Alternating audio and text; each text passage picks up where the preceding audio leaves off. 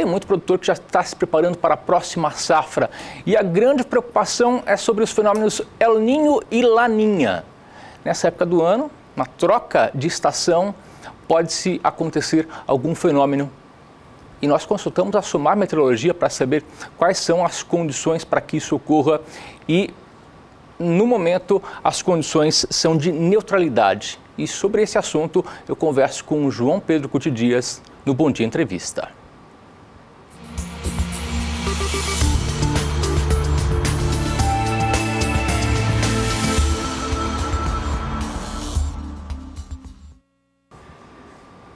Estou com o analista de agronegócio do SBA, João Pedro Cuti Dias. João, muito bom dia para você. Bom dia. Ô, João, se caso venha acontecer um fenômeno nesse momento no país, pode afetar quais culturas? Olha, você nesse período vai afetar a soja, que é a principal cultura do Brasil, o carro-chefe da economia brasileira. Mas não é só isso, não. Você tem um impacto muito grande em todo o país. Nós estamos vivendo hoje uma situação de seca meio catastrófica em algumas regiões do Sudeste, regiões do Centro-Oeste, e você vê os reservatórios de água caindo violentamente.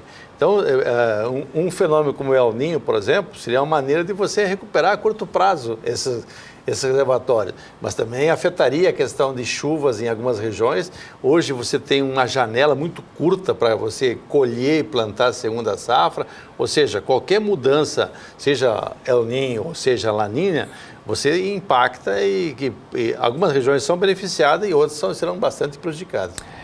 Meteorologistas do Instituto Nacional de Meteorologia, do INMET, eles divulgaram recentemente que provavelmente tenha um Laninha até o mês de novembro. Mas aí nós consultamos um outro ponto, que é a SOMAR Meteorologia.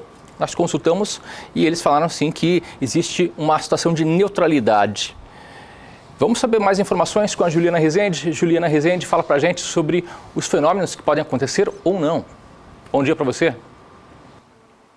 Bom dia, Antônio. Bom dia, João. Olha, ainda estamos em fase de neutralidade climática. As águas do Oceano Pacífico Equatorial Central estão muito próximas da média climática, apenas com um pequeno desvio negativo, mas ainda sem ser configurado episódios de laninha.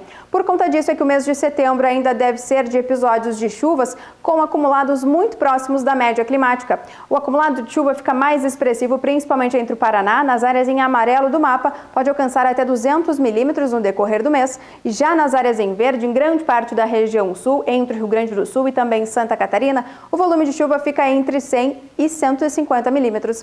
Agora, essas instabilidades no decorrer do mês de setembro podem avançar um pouco mais para as áreas mais centrais do país, principalmente entre o Mato Grosso do Sul, o estado de São Paulo, alcançando também o sul de Minas Gerais.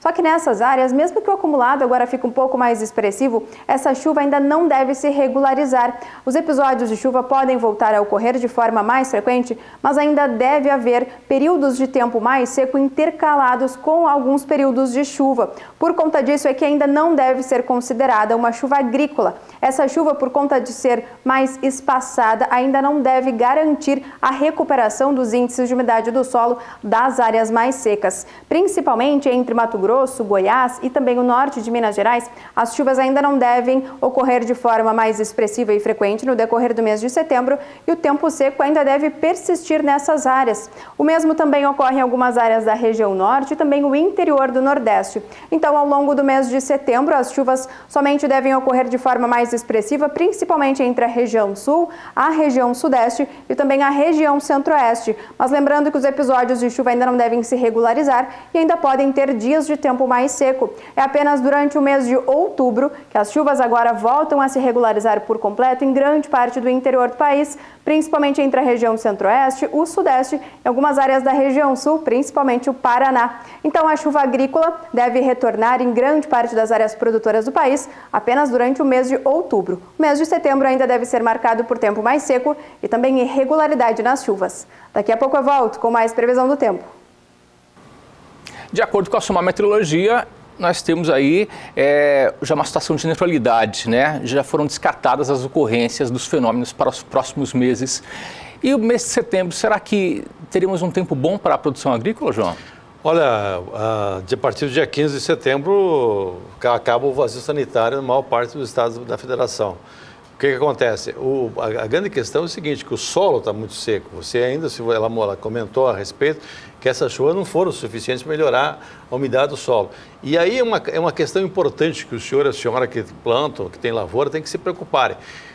Clima não está na mão de vocês resolver, vocês não vão conseguir mexer na questão climática. Porém, se você conseguir investir melhor no seu solo, corrigir o solo, trabalhar não com 10 centímetros de fertilidade, trabalhar com 20 a 30 centímetros de fertilidade, matéria orgânica no solo, boa palhada, boa cobertura, boa raizão embaixo, uma correção de alumínio, de ferro, colocar cálcio, magnésio, os corretivos necessários, você melhorar a fertilidade do seu solo. E sempre lembrando, quanto mais matéria orgânica, melhor, você consegue minimizar os problemas. Agora, é lógico, não dá para correr risco. Hoje é tão cara a semente, as operações são tão caras, que você não pode, na primeira chuva, querer plantar. Tem que ter muito cuidado e acompanhar essas informações. As informações meteorológicas, num prazo curto, normalmente elas têm uma grande margem de acerto. Então, tem que levar em conta isso. A hora de tomar a decisão, eu vou plantar, você tem que ter um mínimo de quantidade de água no solo para evitar uma surpresa desagradável. As situações para esse ano são mais favoráveis que no ano passado, João? Não.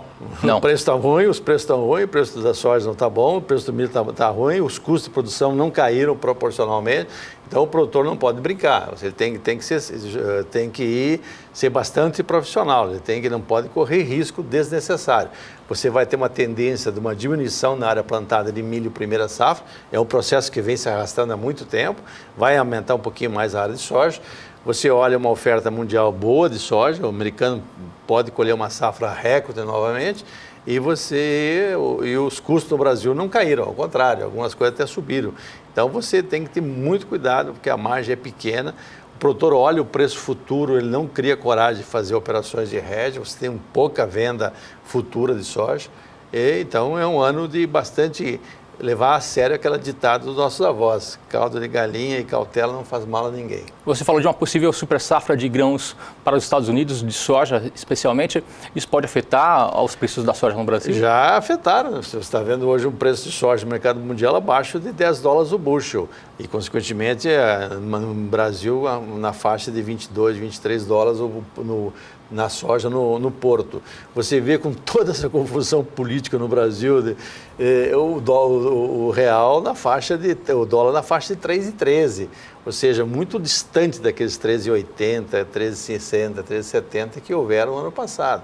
Ano passado, nessa época, um pouquinho antes dessa época, julho, agosto, chegou a bater R$ 98 no porto. Hoje é menos de 70, ou seja, é um quadro totalmente diferente e que exige cautela e cuidado por parte do senhor e da senhora que estão nos assistindo.